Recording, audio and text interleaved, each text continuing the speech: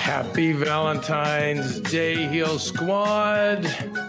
No, it's not Maria Menounos. As you can see, I think down there in the lower third, as we call it in show business, it's Mr. Maria Menounos. Happy Valentine's Day, everyone. I guess we're just going to start off with the quote of the day. I think that's how they do things today. I think the problem is we depend on lovers to love us the way we should love ourselves. That is from life coach and relationship expert Mark Groves, who is going to be with us today to give us all the information we need on being single or whether you're in a relationship and how to keep that going. If you're in a relationship and maybe you're a parent, how you can keep that going. We talk about situationships. Thank you, Kelsey Alexandra Meyer, my illustrious executive producer and co-host, and as well as some love rituals that you can practice to keep your relationship on track, as they say. So without further ado, Kelsey, why don't you tell us a little bit about our guest? So we love Mark. Mark has been on the show before. He is a Heal Squad alum. He's a human connection specialist and the founder of Create the Love, a platform helping users create the life and love they've always wanted. He's a writer, a speaker, a coach, an emotional translator who helps our hearts make sense. He empowers people to give words to their feelings, step into courage, and create the love and life they'll look back on with a resounding hell yes. I'm so excited for Mark. You guys are going to be so obsessed with this chat. It's really good. Keven, you killed it. I'm grateful. And it's very exciting. Now, listen, before we do that, if you would be so kind as to give some Mercy 5-star rating on Apple Podcasts, along with a review, we would be very grateful. And continue to tell your friends. We work really hard every day on Heal Squad to provide you with information and tools to help you with your lives. I think we succeed at that. It seems as though we do with the comments, the letters, the emails, and the comments we receive. We want to be able to keep doing that. We do it every day here. We're a daily podcast. Sometimes we even go 6 days a week, incredibly. And the best way you can pay us back is by doing that, is by giving us that 5-star review, a nice rating, a nice 5-star rating and a nice review. And if you can tell friends about us, then that would be nice. And then you know what? If you want to come over to Patreon, then you get all this commercial free and you get our special heal events where we have world-class healers work with you intimately. And we've had incredible breakthroughs on those as well. So anyway, that being said, without further ado, I do have one more thing to say. Oh, one more thing on this Valentine's Day. On this Valentine's Day, if you guys are needing a last minute gift for your Galentine, your boo, yourself, Maria has her Macy's page that's specially curated. We have some really fun Valentine's Day stuff on there. So it's Macy's.com/Heal Squad. Check it out. And like I said, if you want to just buy yourself a Valentine's Day gift, her favorite new cream bronzer from Anastasia Beverly Hills is on there. And yeah, so there's some fun stuff. But by the way, I like that. I like buying stuff for yourself. Me too. On these days. Like, you know what? Buy your own flowers, buy your own presents. Exactly. You know what? Do that for yourself. Heart going out to everyone on this Valentine's Day. But yeah, and if you don't have that significant other, you've got friends and others. It's just about love. You got us. You got us, yes, of course. But you got you. So boom. Go buy yourself something nice. Kelsey, let's see how spontaneous you can be. Blue tongues on 1. 3, 2, 1. Mark, thank you for doing this. And it's always, every time, a lot of the guests on our show, but especially you, I love doing the research because I'm like, oh my God. Aha moment. So I'm really excited to be here. Thanks for having me. Mark, happy Valentine's Day. Very, very big day for Hallmark. No, for the country. It's so true. Big day for Hallmark today. Yeah, I mean, okay. Can we talk the positive and the negative sides of quote this day? Because I see a lot of people put a lot of undue pressure on themselves, a lot of relationships put pressure on themselves, but then I also see there is a time you can recognize people and say, hey, I love you. So I'm a little on the fence about Valentine's Day, but I'd like to hear the Mark Groves perspective. Yeah, I feel similarly in that, I think it's a great day to remind us to cherish what we have, to express gratitude, to express love, to celebrate it. And then maybe just in the happening of that, we actually realize we should be doing that all the time.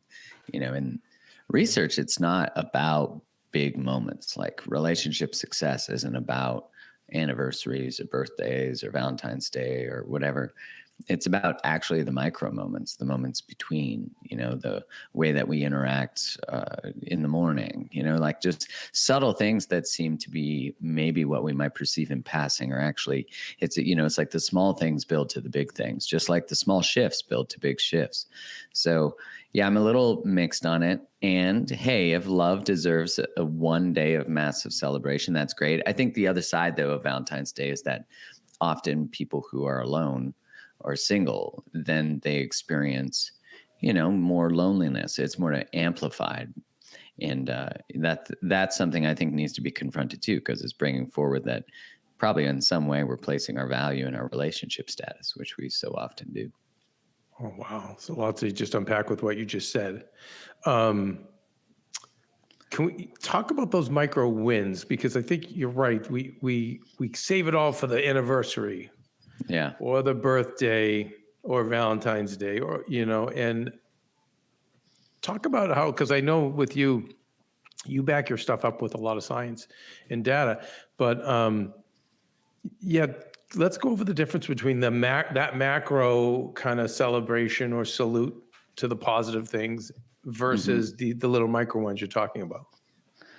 Well, yeah, if you're constantly celebrating each other, and I don't mean so over the top that it's not genuine anymore, then it sort of insulates you. You're like, Rick, if you're only celebrating an anniversary or only celebrating a birthday, if you miss that, you're going to be in a lot of trouble.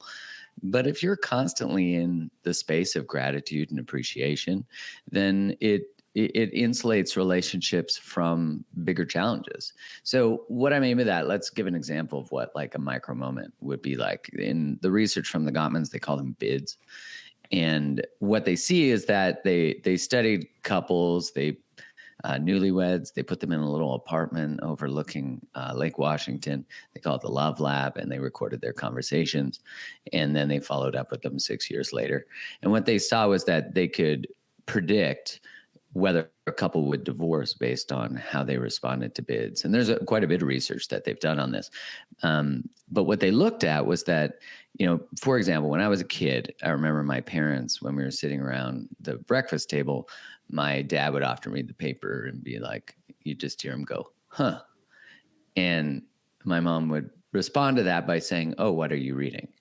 And so he's really that is a bid. The huh is a bid to be, for there to be curiosity and inquiry. Now, in relationships that are successful, couples turn, I believe it's to something like more than 87% of bids. For couples that don't make it, they turn towards around 35 or 37%. I forget the number, but much lower, like dramatically lower. And so it's just these little things like making that sound that's saying like, ask me a question, or in the morning, just like smiling at each other and asking, how's your morning going? I love you. Just these little things that we stop doing often, but relationship masters don't stop doing them. They keep doing them.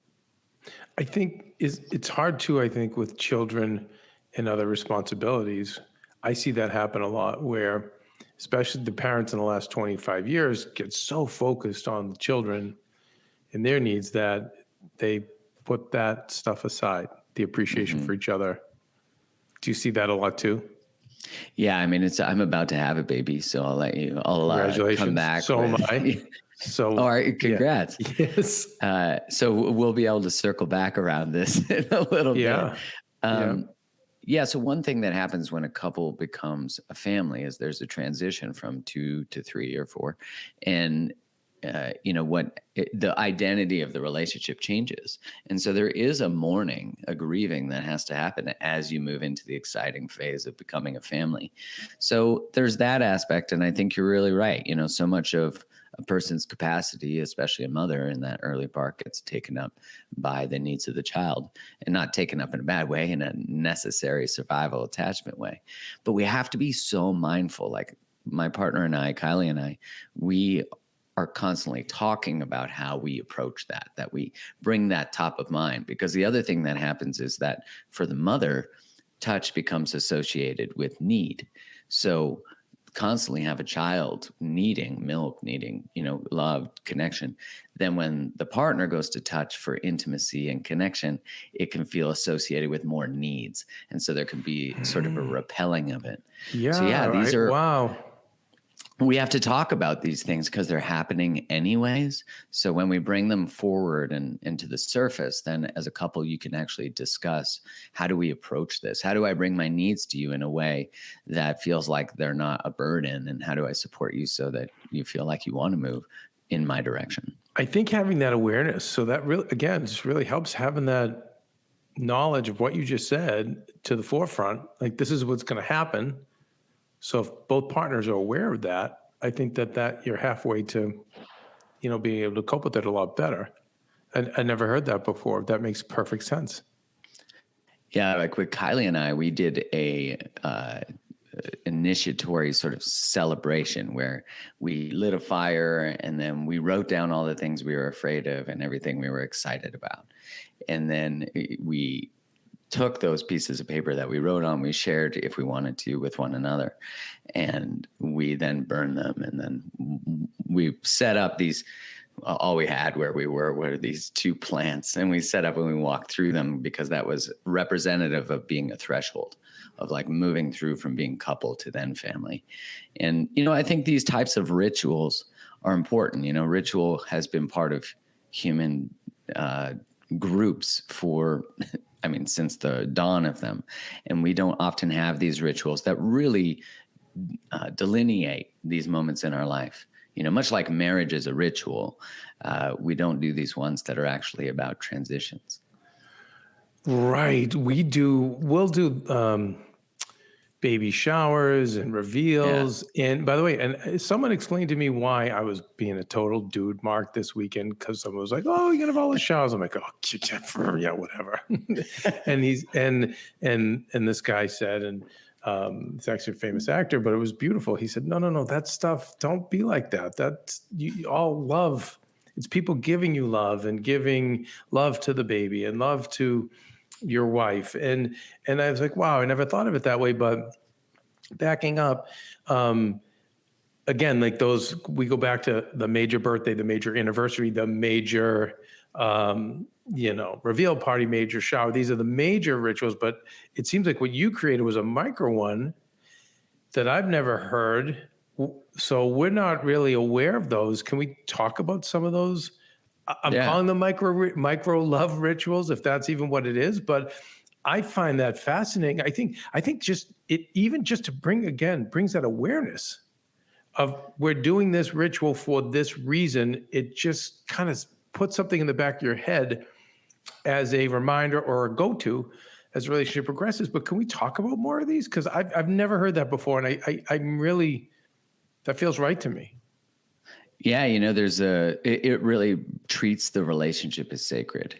And I think that really for relationships, romantic relationships to succeed, we have to have at the baseline of how we interact, dedication to reverence for one another, treating it as sacred, because the connection between you and your partner, between me and my wife, is sacred. And if I see it as such, then I'm going to behave in a way that honors it. And so the one that we did is really about there being a process for us that's separate from a group celebrating us. That's really just between us, that there's a deeper level of intimacy and understanding of what we're both going through. And it was beautiful. I mean, it brought up a lot of emotion because, you grieve how many beautiful memories you've had and you're excited about having a child. But of course, there's a difference in terms of where you can go, your sort of the freedoms and all that kind of stuff. I mean, your life does change from what I hear dramatically. Again, we'll check in after. So your ritual, just to define it, this particular ritual, it was your transition from it's just about us to now our relationship is going to be about, we're bringing in a third party, we're bringing in a child and another, and the relationship is going to transition. And so for you, what were, if it's not too personal, what were some of the things you wrote down to burn? Or just if you give me examples, I think that'll help people. Well, some of the fears were things like, I don't know what I'm doing, that I'll fail my child, that I won't know how to show up properly for my child because I've never been a dad. Yeah. Some of the other fears were that it'll be a lot to hold, that I won't know how to hold work and that and all the things, that I won't know how to show up for her, for my wife. Things that cognitively I'm like, oh, I'll be able to figure all that out. But just being able to label the fears that I have, because there's so much unknown in moving through that threshold once the baby comes into the world. Fears of the health of the baby, fears of, and things I was excited about, having a child, excited about bringing a life. So it's not just fear you're writing down, it's fears and it's things you're excited about. So is it just your emotions that you're writing down? Yeah. Mainly just things you're afraid of and things that you're pumped about. And you said you burned them afterwards, but do you exchange them with one another? Yeah. We shared them with each other. Okay. Other fears were that we wouldn't have time for each other anymore, or we'd take one another for granted, that we wouldn't be as invested in our relationship. Just things that really live in that space of unknown. I don't know what it's like to have a baby and businesses, so how do you create the space for all of that? I'm sure I can figure it out, but just being that way, you are both have a window into each other's experience. It deepens intimacy, vulnerability. We also did separately, instead of a baby shower, we did a parent blessing. So it was about us, like blessing us as parents, which inevitably also blesses the child. And then individually, I did a father blessing and she did a mother blessing. And that was about her being surrounded by women that she wanted to be celebrated and hear their advice. And they all brought, I did the same with friends, with my men's group. And, what did they hope for me? What was advice they had for me as an upcoming father? And those were just her with her friends, me with my friends at a separate time. This is great for parents, by the way, people about to be parents. Let's step back to the people who are dating. They're with someone, and they think this is going to be the person. What advice, what rituals could you recommend for them, or could you? Yeah, there was this great, I forget what book it was from, but a friend of mine told me about it. And it was that they suggested in this book that every week you check in with your partner. Let's say you have a ritual on your Sunday dinner or Sunday brunch or something. And every week you have a ritual with them where you ask them to grade you from 1 to 10 on how you're doing as a partner.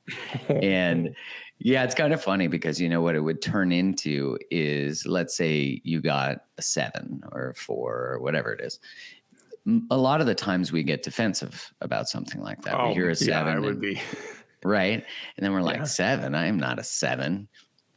But what this does is you then can say, well, what would have made me a 10 last week? And you start to garner really valuable information. You get to constantly check in. I think one thing about committed relationships is that we often take them for granted. We stop checking in. We stop seeing, when we get married, think of the previous vows that people express, like till death do us part, honor and obey, and what happens is that when we enter commitments like that, we think that the person then can't leave. And then because we think they can't leave, then we don't have to show up as much. And so the early part of the dating process, Dr. Stan Tatkin, who's a famous psychologist, he talks about how the real reason that relationships end is because we fail to create agreements at the beginning, to be clear about our agreements. How are we going to be? What are our values in this relationship? How are we going to show up? How will we handle conflict? And just being so proactive with that. So if you're dating, be proactive about the agreements you're creating. Like if you're afraid to ask what's going on between you and the other person, or what the relationship status is, then you start to create a relationship that is afraid of confronting truth. A lot of us are afraid to confront the truth in relationships. And we learned that probably from our childhoods because we existed in families that didn't talk about dad who's an alcoholic or mom who's a narcissist or the person who has anger issues or the troublemaking brother or sister or whatever it is. Even if a person in a family has a chronic illness, the family tends to oscillate around that person, and we don't talk about other people's needs not being met in that because we feel guilty. So there's lots of things that can shape. But look at our society. We don't tend to confront the truth. And so we have all these adaptive strategies. And so when we enter a relationship and we're afraid of saying how we feel or what we really want, what ends up happening is we're creating the bedrock for a relationship that is not actually doesn't have space for our needs, that it survives by us silencing ourselves and not expressing ourselves. And then ultimately we end up feeling resentful. So from a dating process, you have to be very proactive in those things. So I know, Kelsey, the big thing with the, Kelsey's millennial, like close to Gen Z, but the big thing is situationships. Kelsey, is this the new, Right. Mark, are you familiar with this? And if so, I've dabbled in, my share of situationships in my previous. Maybe I have too. I don't know. I just don't know what it is.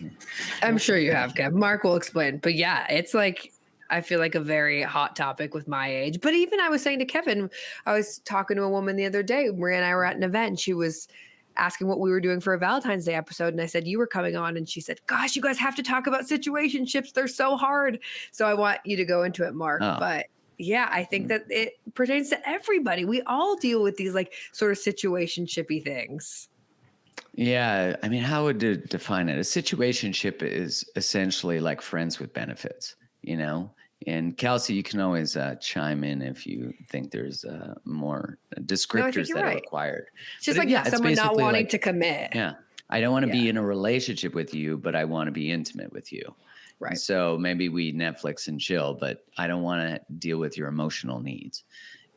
Okay, there's a lot to unpack here. You just want to focus on the fun stuff.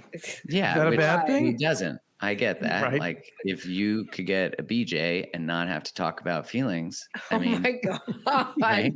Like if you're emotionally unavailable, sounds like a pretty good setup. So I would say that situationships tend to be ways that we create limits on depth and intimacy and emotional vulnerability. So a lot of the times, and I'd say this is almost always, because people don't tend to communicate really truthfully their boundaries and their needs in situationships. Like a lot of the times people end up in situationships because they want relationships, but they end up meeting somebody they have a connection with, and the person doesn't want more. So the other person says, I don't want more either. But truly they do want more.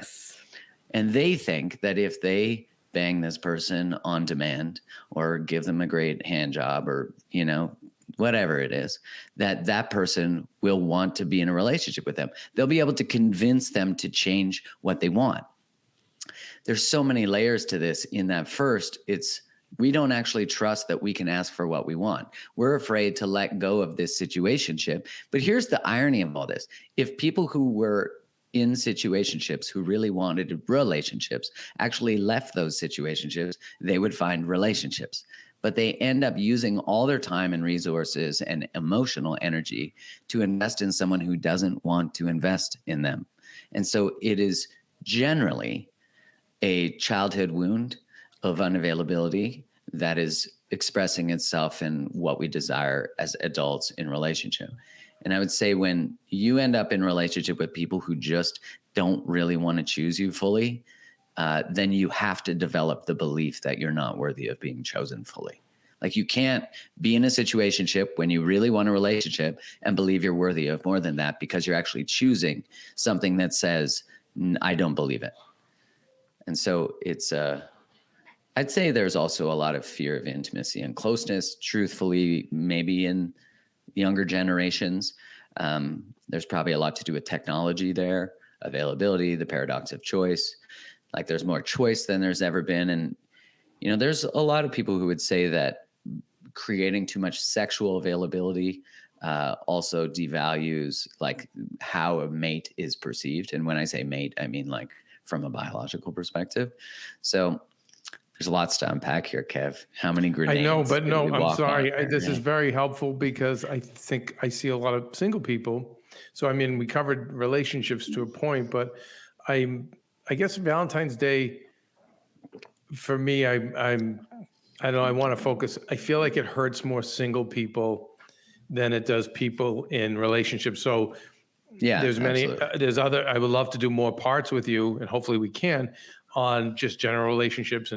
But I think it's the single friends I have who dread this day the most. And this is where I have to buy the most amount of flowers for my single friends, because I know what they're going through. I feel so bad, but a lot of them are younger. And I think especially this swipe right culture. So it is a lot to unpack, but we got to unpack it. Let's unpack it. I mean, And Kelsey, you don't have to first go off, away because you can come back in. I'm like, Yeah.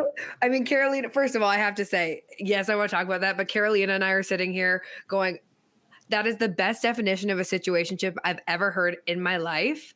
And I think so many of those things, like, we know, but we just don't know what work to do. Let's go. Mark Let's knows what to go. do. yeah, Mark yeah. knows what to Trust this. do. No, watch this. Mark, tell him what to do. Well, I'd say the first part is really seeing that, we're talking about this swipe right culture, which, yeah, man, there's a lot of, I like the layers that come into this. Let's look at it from just a purely evolutionary perspective. So first off, there's a lot higher cost to intimacy to women. And the reason is they can get pregnant. And so they need to have a mate that is available for at least 40 weeks after intimacy. So when you look at the hormones that are released during sex, it's mainly oxytocin. Oxytocin is a connective hormone. It's released during orgasm, breastfeeding, things like that. And oxytocin lasts longer in women than it does in men. And so the half-life, I don't know why that is. Maybe it's the interaction with hormones like testosterone versus estrogen. So that's why after a one-night stand, what might be experienced as women having more connection or more desire to maintain connection. Interestingly, there's a sort of cultural narrative that men want to spread their seed and women want commitment. In the research, it's shown that women get bored of monogamy faster than men. So a lot of these things I think are just, So a lot of these are just cultural narratives that have supported, I would say, the behavior of men. And supported and probably promoted and enhanced. And you know what I mean? If a man hears that, or he's going to be more apt to behave that way. And if a woman hears that she's always the monogamous one, there's pressure from society. Well, of course, I'm going to fit in and be. But that is fast. By the way, so that is actual statistics that the woman. Yeah, I forget what that study's from, but I remember when I read it, I was like, oh, wow, that's interesting, because it challenges all the narratives that we have. So when you look at that. I can see why, because they carry with the kids and the this and the that. If I could think of anyone who wants to be like, you know what, I just want to head out the back door. For a minute, where a guy's going to work and he's in general, I'm saying, like, me and Maria talk about this all the time. It's funny because when Maria goes to comedy, and sometimes her comedy is so poignant that she can't really show it. So then I tattle on her. But she was like, you know what, with guys, she's like, Keven, with guys, it's like, with us, we have to worry about everything. We're worried about the kids, the health, the parents' health, this, the that, is there mold in the house? And for you guys, you go out and you work, and your big thing is you're good on the grill. Yeah. Right? The average guy is just good on the grill, and he's the hero. And that's like, right? Right? Isn't that hilarious? I'm like, oh my God, Maria, that's so true. And so not good that it's true.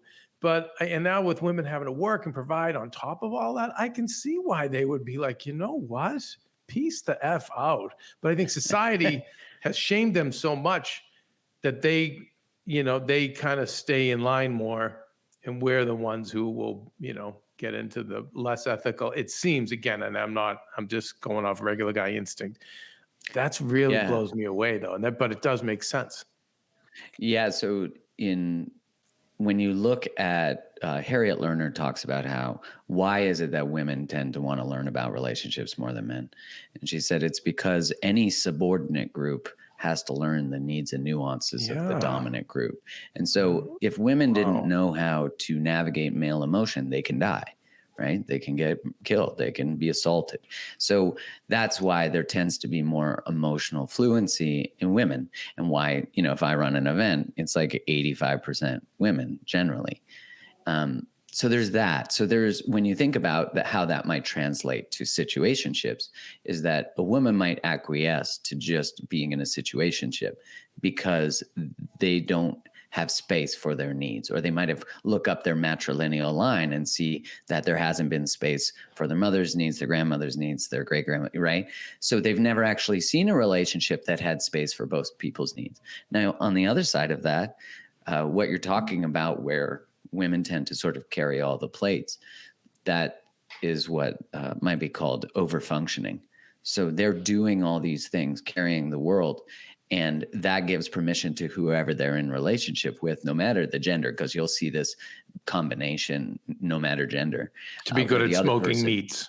Yeah. Right. The other person underfunctions. And so you might see, if only smoking meats could get us through it all, but it can't. Right. So what happens is, this is kind of like where a partner's trying to get the other person to listen to a podcast, read a book, go to therapy. They're booking all the calendar stuff for them they're booking their therapy appointment. And if they stop doing all that, their fear is that the world would fall apart. But actually what will happen is it will create space, because that's a childlike overfunctioning.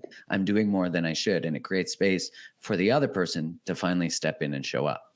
Wow. Everyone, our fan base, the Heal Squad, needs to hear that. Because they're afraid to stop doing everything because they think everything's going to collapse.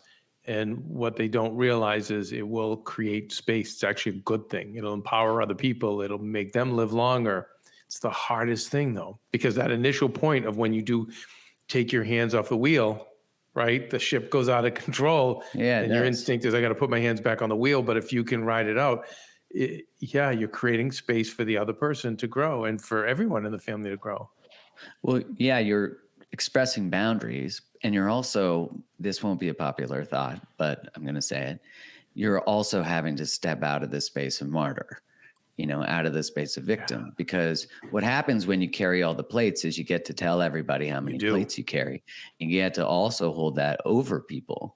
And anyone who exists in that space, all you do is ask them, do you resent? Is there resentment present? And almost always they'll say yes, unless they just don't want to admit it.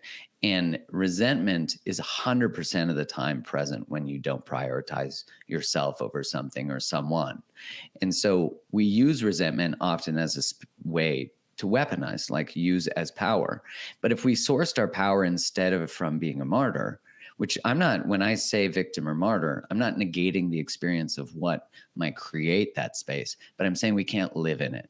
And so when we start to step out of that, from sourcing our power from being the martyr, and step into it by actually just being powerful, by expressing our needs, wants, and desires and boundaries, what happens is, it's very similar to being in a relationship with an addict. You can't tell you could say, I'd like you to quit whatever you're doing. But generally the way that an addict ends up quitting is because there's an intervention of people who love them, who say, I will no longer support overfunction. I will no longer support your addiction. And so here's the tricky part. It's the same behavior. Mark. Here's the tricky part. Yeah. When you are, and by the way, you've just totally described, I know we're all multifaceted. You've described one part of me, where I've done all the overfunctioning in our relationship and in everyone around me, and it's been very convenient to be a victim and to be a martyr. It's been great to have that to fall back on. That's what gives me power. Everything you're saying, I get. I think the problem is the people around you are going to be less incentivized to intervene because they're reaping all the benefits of everything you're doing. So it's really up to the martyr, on the one hand, to say, okay, yes, I'm doing everything and I'm amazing for doing everything, but I am doing this by choice. There is something selfish attached to this for me. And I'm getting to be the victim, like you said. I'm getting to have this kind of power in my own way that I've carved out where everyone needs me. So I think it comes down to that individual who then says, I need to know what you said was brilliant about you. I need to adjust what my true needs are and then address those. And by doing so, I'm going to get better and we're all going to get better. But I think it's the tricky thing with an alcoholic or a drug addict. They're making such a mess that you've got all the loved ones are going to come in and go, come on, you got to stop, man. You're going to die. But I know, and I don't know if you know them, Mark, but I have a dad and I have a mother-in-law in particular who were the types that were the martyrs, and everyone was happy to just suck off their energies till they died young. Yeah. And I see that absolutely. A lot. So my thing is, it's kind of up to in this situation, in this addiction cycle, it's more up to the addict to look in the mirror and go, you know what? Like, it's hard because it's hard because you've got to admit that there is a selfish side to it. There is it's not, you're not a hero. You're not the hero you think you are. Let me say that. You are, I'm sure, for most of the things you're doing, but you're not the hero you think you are. You're definitely doing it for a reason. And I thank you, Mark, for sharing that, because you just enlightened me. I think I'm in the place right now where I'm just starting to say what my needs are. And it's hard because the other person's like, whoa, wait, what? You have needs? Yeah, well, yeah, like, because you've been 20 years of behaving in a certain way. Yeah. But it is never too late to do it. And so it's been, wow, you gave me a lot there. I don't know why Kelsey jumped off, because this is all, get back. Because you two were having a moment. No, we need you in this moment. Okay. I just was having my moment. No, I love Kelsey, it. I feel like I'm the older version. You could definitely go down this road. Okay, so what can we do? Well, let's unpack that. Yeah, what can we do if we're entering into the situation where the type of person now, and I know this is I don't know what the rest of the country's like. I can only really speak to LA, but we are the city of opportunity and opportunists. Yeah. I feel like it's only gotten worse, but it's with technology. It was always swipe right in a different way, but now it's. And so you're getting a constant Netflix and chill vibe or invite. And I can see where it makes perfect sense. Well, you'll say, I want a Netflix and chill too. But really, you're thinking you can do it long enough to get the person over to your side of true intimacy and commitment. Exactly. So what do we do? It's a similar pattern. What are the signs we can see maybe to see in the other person that this isn't going right? Or what is there work we can do on ourselves to attract the person that really does want the commitment? Like, help me there. Okay, remind me to come back to that, because first I just want to unpack the pattern that you're talking about. It won't take long, but the pattern of where you said that generally when there's a bunch of takers around a giver, it's not like the takers are going to be like, we get a lot of stuff from you. We'd really like you to stop giving so much. What happens is that when people exist in relationship, taking care of everyone else's needs, it's usually because they grew up taking care of other people's needs. There just wasn't space for them to develop them there, to individuate in their childhood. And so maybe we pivoted around the needs of a parent, or the parents weren't even around. So we didn't develop like the way to express it because no one would hear it. So as adults, one of the values that we get from it is by giving and taking care of everyone, you need me, so now you can't leave me. So it creates an unconscious codependent hook. Yeah. It doesn't mean that the other person isn't also hooking in by taking and by needing to be supported, right? It's a mutual wounding pattern that we find each other specifically because we wound each other in the very ways we are familiar with.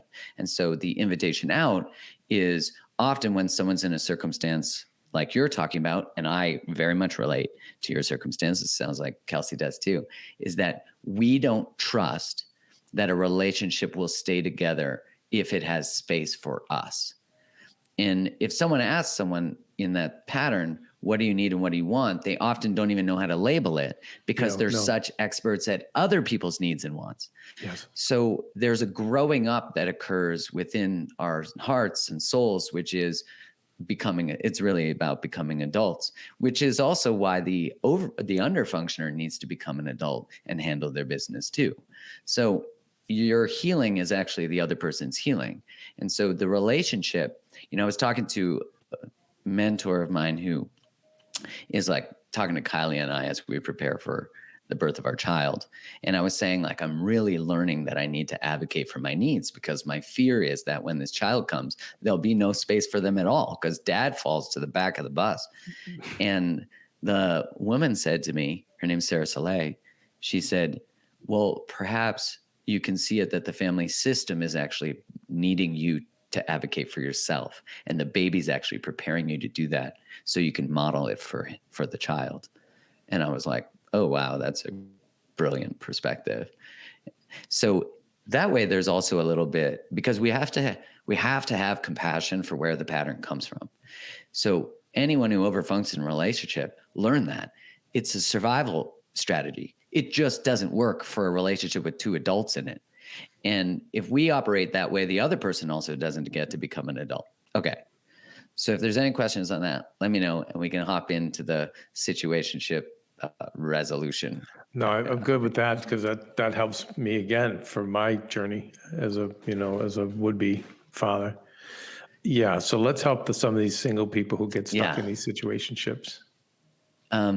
Okay. So in these situationships, some of the red flags first are as if you notice that you are minimizing or changing what you actually want. A lot of the times when I work with someone, I'll say, what do you want? Have you written it down? And they'll say, no, I know what I want. And I'm like, okay, tell me. And they don't know. They're not clear. And the reason you have to get very clear on what you actually desire and what you're looking for, even when you're swiping, is that you'll be intentional about what you're choosing. Now, listen, we've always been superficial relationally. That's not a new human behavior. It's just that Bumble and Tinder and these apps have amplified the superficiality. Yeah, amplified. Yes. Right. Like when you walk down the street, in your brain, you're you're swiping left and swiping right all day. Right. It's just that now it's become glaringly obvious that we are superficial. So it's not to demonize that. It's just to say, okay, well, you want to be in a relationship with someone you desire, of course. And if you're not specific about what you're looking for, you'll accept anything that says yes to you. A lot of the times when we're dating, we're actually waiting to be chosen by someone. We're not actually living in the energy of choosing. So I'm waiting for someone to finally say, I like you, I'm interested, instead of, do I like them? Like, am I interested in them?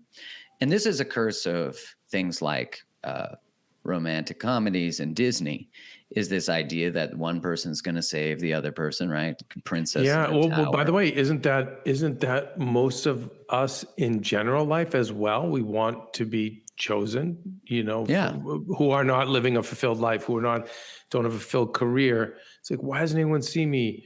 I want to be chosen. Yes. So please, continue. And I agree with the Disney stuff too, and what we see in romantic comedies, that narrative. Yeah. And so what that does is it doesn't place us in this space of discernment to be in choice. And that adds to the narrative of the one, which if there's this idea that there's one person out there for you, and then you have a connection with someone, well, they instantly become the one. And so much weight rests on this person being the one that you can't be discerning anymore. And so you see, you're not like an adult when you're dating like that. You're dating as a child, because you're not being discerning about, is this person safe? Is this person healthy? Can they communicate? And it's probably a similar experience to maybe how we relate to our parents or what we were modeled in relationship. Now, when someone says to me, but I have chemistry with them, I can't help it. I say, well, if chemistry is drawing you to people who are not healthy, then is it chemistry or is it wounding? Because chemistry, if it's drawing you to people who are unhealthy, is actually inviting you to change who you choose. And what is inherent in that statement is that I don't get to choose what I move towards. But that actually is the powerful position, is if you could say no to what makes your loins tingle, and you actually end up directing yourself. So if you really want to, I don't care if someone wants a situationship, just be fucking honest. Just have two people be honest about what they want. But often one person is lying. And a great red flag, if you're looking for a relationship and the other person isn't, is if they say, I'm not looking for commitment. They're telling you, but so many people don't hear that, because they live in fantasy land, that they're going to spend their life trying to be important enough that someone changes who they are, which is usually a pattern that we are trying to resolve from our childhood. But the change of that pattern is not to change someone else. It's actually to change how you relate to someone not being able to change. That's the shift.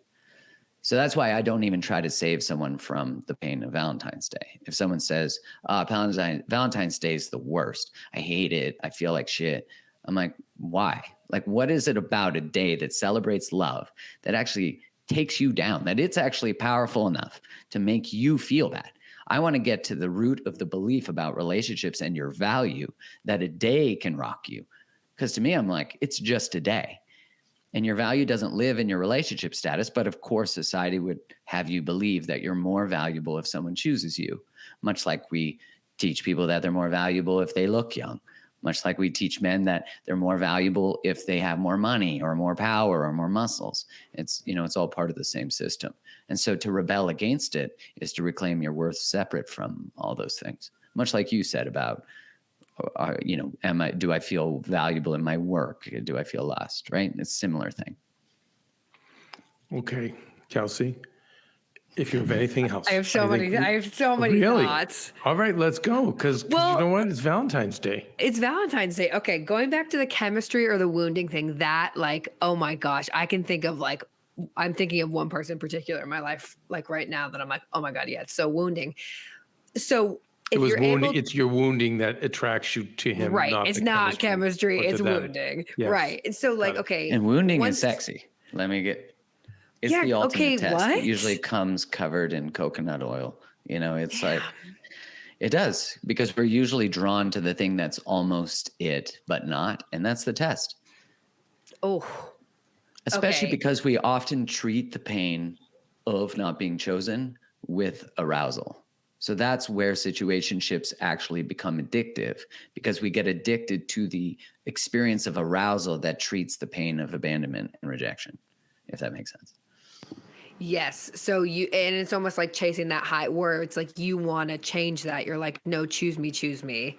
And then because they're not, and you're not choosing yourself, so you're inherently in pain. It's like if you choose to be in a relationship that is not in alignment with you and is not in service of what you actually desire, you will be in psychological pain. You'll probably be anxious. You might be depressed. You might have autoimmune. Like all these things are all correlated. And if you don't, if you choose to stay in those, then what can treat the arousal of it on top of, treat the pain of it on top of drugs, alcohol, you know, getting addicted to your phone is arousal. You get a high from experiencing orgasm or, you know, all that stuff. And so it actually treats the pain of existing in a situationship that's not in alignment with what you actually want. Okay, so then for people who don't want to necessarily be in situationships and they actually want to like commit to someone, how do you live in a world that I feel like, especially in LA, and I hate saying this because it's like you get what you say, right? I'm like, LA dating sucks. Like I'm going to get that then. But I feel like so many people in this city just do want situationships. So then like, how do you go about dating and not get that? Well, you declare what you want early. You know, a lot of the times we're afraid that if I declare what I want, they might not want what I want. Well, that's actually the whole purpose. That's the mindfuck of it all. Is like if you actually say what you want and they're like, I don't want that, that's the filter.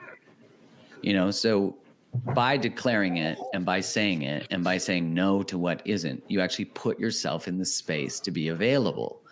You're right, though. You know, it doesn't mean that 85% of the people we meet can't be into situationships. And so it's validating this belief, because everyone I know from LA a lot of people I know from LA tend to say that, people from New York. And we're talking about some of the most populated cities, you know, which if you were just kind of even bad at math, you could disprove that. Like I'm sure you know people in relationships who live in LA who are really happy and in love, who met in LA.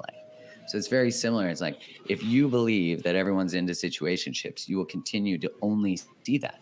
But if you say no to situationships, now your attention is directed at finding people that are looking for that. And instead of being on a Saturday night with this other person who's not looking for what you're looking for, you're actually available. And that's actually how fast our lives change. You could be in line at a Starbucks that instead of getting a booty call, and all of a sudden you're at Starbucks and you're in line and some guy's like, hey, what's up? Want a banana nut muffin? Which that sounds bad, but you know what I'm saying. Totally. So do you feel like there's a lot of energy there where it's like, my mom, this is my mother's tip from the other day. She was like, Kelsey, maybe if you stop giving like all the douchebags your energy, then it will actually create space for the other. And so do you think that there is? 100%. Yeah. Yeah. Think about this. If I say no to being in those circumstances, I completely shift where I physically am. Like, think about that. You got to imagine it. Even if you don't believe in this, just think about this. The message you send to the universe by messing around with those people is that you actually don't believe you can have what you desire. So you have to believe that about yourself. So the moment you start choosing yourself and start choosing and trusting, then you actually start to cultivate a belief that you're worthy of that. You're no longer waiting to be chosen by someone. You're actually actively choosing yourself. And then what happens in the dating process is you're no longer seeking for a wound to be healed. You're actually operating from wholeness, seeking to find someone who is also doing that. Eventually, that shit just becomes a red flag. Like, you don't even care about unavailability because you see how toxic it is to your own self and beliefs. So yes, absolutely. You think about just like from a physics level, like you can't be in two places at once. And maybe God, the universe, whatever, is waiting for us to figure our shit out. So we're going to keep bumping into douchebags so we can be like, no. And then all of a sudden someone else shows up. But you have to learn to say no to what is unhealthy to even be able to enter healthy. I remember working with this person who was in a relationship with a very toxic person. And I remember saying to her, what are you going to do? And she was like, well, I'm going to stay with him until I meet someone who's better, like who's a good guy. And I was like, that good guy is going to walk right by you. Because one, he's not going to be interested in a woman in a relationship. And two, he's not going to be interested in someone who's still in a pattern where they tolerate bullshit. Because when someone really wants to be in a relationship with someone, they want someone who will stand up to them as well. There's a great line in the book from Robert Glover called No More Mr. Nice Guy, where he says, if you don't stand up to her, she won't believe you'll stand up for her. And it's very similar in regardless of your gender. If you are overtly a doormat, people won't trust you because your kindness is contrived.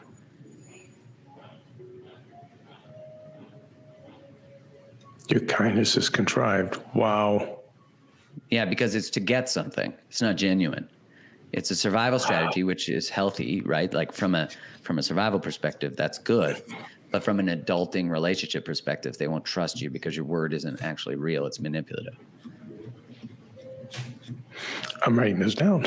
I'm like, I need Mark in my pocket for every scenario that I'm like comes into my life. So do you think that even the kindness being contrived, do you think that for people who are always trying to help other people for that maybe same reason, for whatever emotional needs or shortcomings they have, that's why maybe people don't trust it sometimes? Yeah, 100%. Like when we operate from that place of overfunctioning, look at anyone who's in service work generally, like doctors, nurses, massage therapists, physiotherapists, coaches, like any of those worlds. Generally, we go into them because we care about people. So this isn't about not caring about people. It's that what happens is we're really monetizing our superpower, which is being able to support people. But there has to be a line where we end and other people begin, right? Like where there's a boundary to the amount of giving. As soon as we start giving and emptying our own cup, then we're leaving ourselves, right? Like I'm prioritizing other people over me. And in relationship, in attachment theory, there's, we don't have to get into the depths of attachment theory, but what happens is that people who constantly chase and chase and chase, they are not comfortable being on their own. They don't know how to self-regulate, right? They don't have to be with their own feelings. People who run from love don't know how to co-regulate, be with other people, how to sit with other people and their feelings. And so this is what really, that's why the nervous system is so much correlated to all of this stuff, which the nervous system is a whole other layer in conversation. It is. Beautiful one. It's another part. But as you heal these things, that's why choosing someone who's unavailable, actually starting to choose availability, is about increasing our capacity for being alone as we move towards someone who's healthy. We often take the hit of the person who's just going to give us a bit because we don't know how to sit in this space. Our capacity for our nervous system to self-regulate is lower, if that makes sense. It does. That's why someone who runs from love, who tends to be in relationship with the people who chase it, which, like my partner is more prone to avoidance. I'm more prone to anxiety, to the chasing. She's more prone to distancing. They have to learn how to be with other people's feelings without feeling like they're going to lose themselves, because that's usually the pattern they learn as kids. All right, Kelsey, are you ready now for your Valentine's Day? Yeah, I'm ready. No, I love this. I think I really like hearing these things and I'm like, oh, yep, I'm doing that. Oh, there's my problem, because I'm like, I want to fix it. I want to dive into that. So, I mean, even I know we went away from it, Mark, but even going back to the chemistry versus wounding, because that's still blowing my mind. If I'm able to be aware of it, is that just part of the healing, or are there additional things I need to do to then go in and be like, okay, besides therapy and X, Y, and Z? Well, yeah, there's a saying from Abraham Hicks that words don't teach, actions do.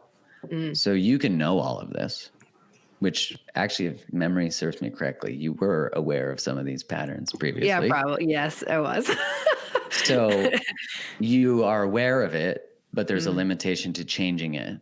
And so having someone, who you are working with, who's holding you accountable to transformation, but you got to find something that matters to you more than your wounds. If you look at the thing you most want to create in your life, just think about that. What is the one thing that you most want to create in your life? And if it's relationship, which it usually is for most people, some people it's purpose, or work or creating a business, but most people it's relationship. You have to tap into that. You have to tap in to that power, because if that's what you want to create, it's not going to allow you to keep behaviors that you're aware are not healthy. So really transformation occurs when we make a different choice, and I made a rule a long time ago that I would always live at my highest level of knowledge, that the moment I learn something, I have to change because it's no longer healthy. And so it's no longer even a mistake. It becomes a choice. So now you can't consciously put yourself in a relationship or in an experience with a toxic person or a douchebag or whatever, because that you're exposing your soul to something that is not healthy or productive towards what you want to move in the direction of what you want to move towards. And if you can sit with the absolute reality of that, the depth of the pain of that awareness, if you do it,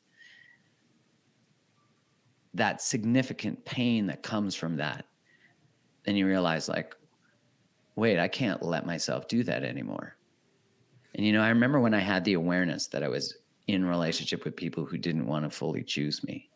I remember just having this moment working with a psychotherapist where I was like, man, I just grieved. I started crying because I was like, somewhere I learned that this was actually normal.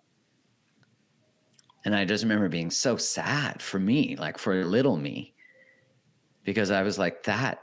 And I just grieved it. But what was in that grief was also very healthy rage, sacred anger, sacred rage that was never again.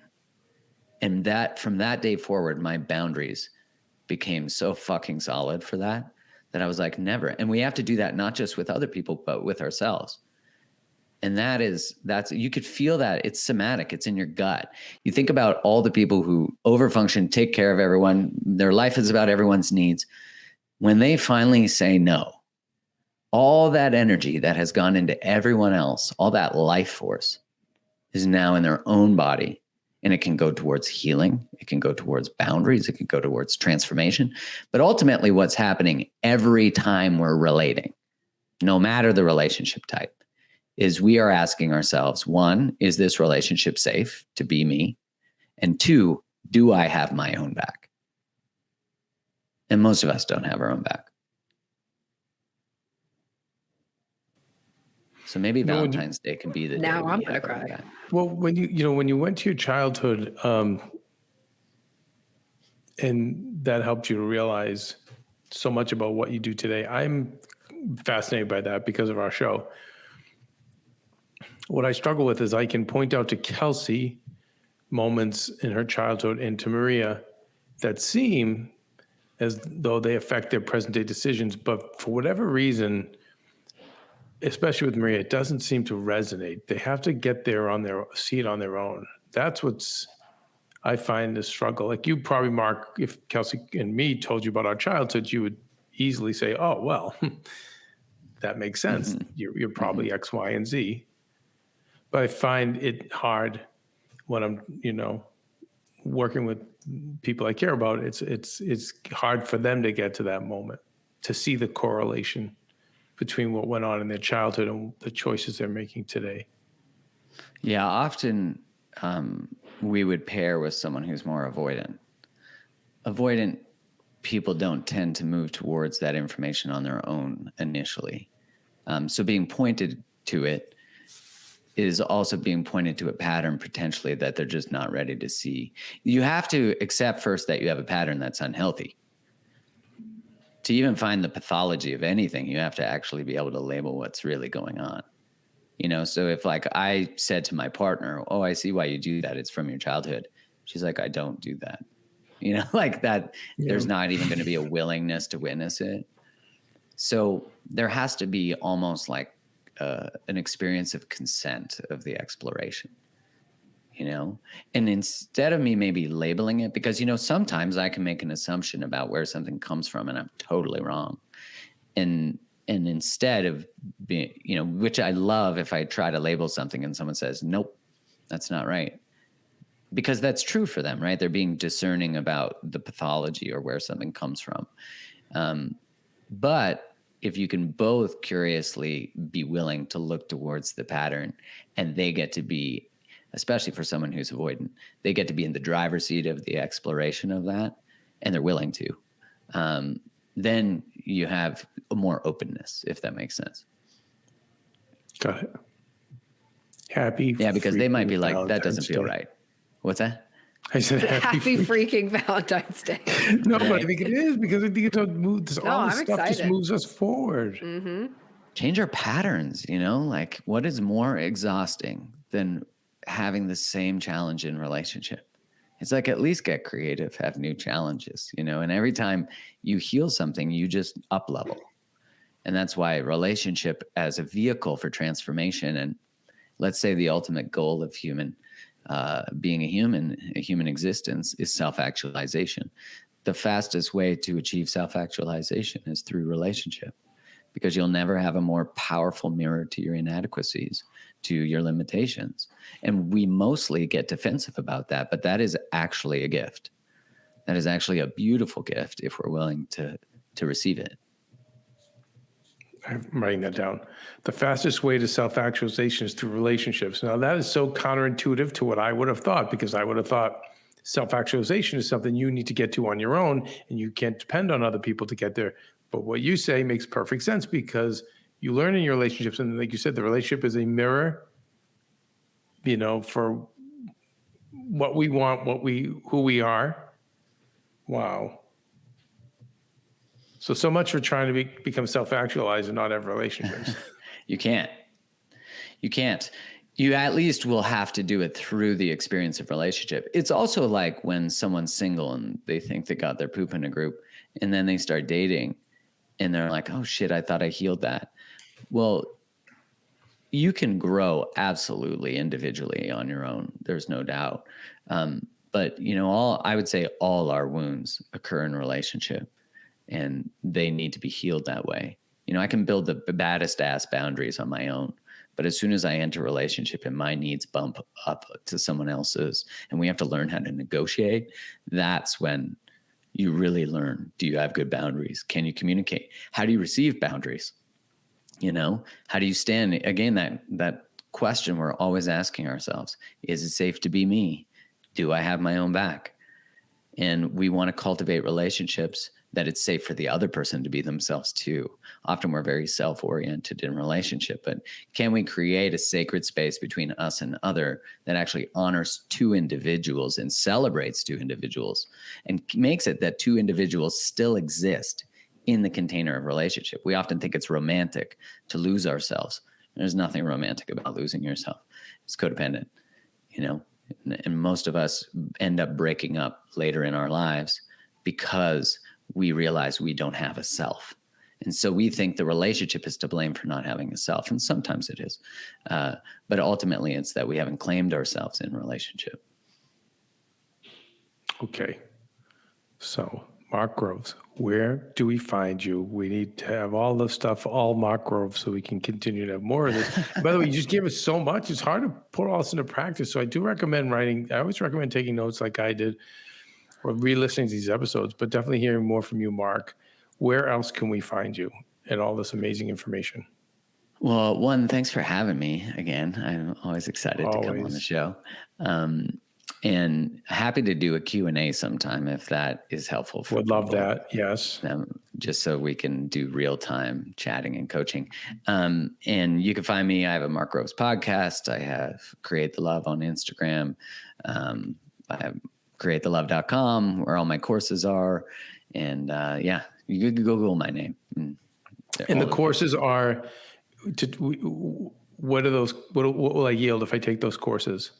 So I have one called Dating 101 that, it's badass. It will take you through from start to, the why you choose who you choose, where it comes from, what do you actually want to create.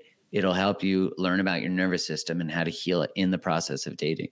And it's how to make dating a fun experience, to actually make it so it's a healing process, a process where you find your power. And so that's called Dating 101. I have another one called the Breakup Recovery Course, and that's all about just healing from breakup and closing the door. Yeah. Actually using breakups as a vehicle for complete transformation, because I don't actually know a more potent vehicle for transformation than heartbreak. It's funny. I have two friends who experienced a terrible breakup a couple of years ago, and one has used it to grow and the other one has not. And I'm going to recommend this. Mark, thank you so much. And we definitely would love to have you back on because there's other things to explore as well. But yeah, thank you so much. Really appreciate it. You're welcome. Thank you, Mark. Good luck with your little Pisces baby. And that was the great Mark Groves helping my relationship, who's in a relationship, you, Kelsey, who so much is pursuing relationships, sort of. But a lot of great takeaway there, and certainly stuff on our Regular Guy Friday show that we need to go even deeper on because, I've got, as always, I'm in class too, everyone. These are all my notes. Oh, same. I have pages over here. So we will need to unpack for sure. Sometimes it's like, guests see me writing and they go, wait, what are you doing? And you're giving me such good information I need for my own life. Yes, I want it for the fans too, but I need this for me. I know. I felt bad. I kept turning and writing, and I was like, I hope he knows I'm literally writing notes from him. Sometimes I think they think we're making show notes, but no, I'm no. They're like my therapy notes. Yeah, I mean, really. So anyway, I think hopefully there's a lot of great stuff in there, and there's more to come with him. We will definitely interview him again. But in the meantime, what is it? Make good choices. Be nice people. Make good choices. And be present. And you know what? Have a great Valentine's Day. And remember, you do not need to be in a relationship to enjoy this day. This is about love. So whether it's parents or friends or other people, you can let them know today. And by the way, it's about self-love too. So it's about you too. So go and do something nice for yourself. Screw it. Honestly, you know what? If you feel a little down, if all this holiday stuff has you in a twist, so to speak, no, you got to just take the needle off the record and go, no, you know what? It's about love, and I'm going to love me. And so I'm going to do this blank. I'm a spa. I'm a shop. Why, Kelsey? Why do you be like that? I love it. That's why the kids love me, because I'm down. I know. I'm having a Valentine's Day date with my friend Kimberly. We're going to do some nails. Look at you. Exactly. See? That's what it's about. All right, you guys. Take care. See you tomorrow on Heal Squad. This podcast and all related content published or distributed by or on behalf of Maria Menounos or mariamenounos.com is for informational purposes only and may include information that is general in nature and that is not specific to you. Any information or opinions expressed or contained herein are not intended to serve as or replace medical advice, nor to diagnose, prescribe, or treat any disease, condition, illness, or injury, and you should consult the healthcare professional of your choice regarding all matters concerning your health, including before beginning any exercise, weight loss, or healthcare program. If you have or suspect you may have a healthcare emergency, please contact a qualified healthcare professional for treatment. Any information or opinions provided by a guest expert or host featured within website or on company's podcast are their own, not those of Maria Menounos or the company. Accordingly, Maria Menounos and the company cannot be responsible for any results or consequences or actions you may take based on information or opinions.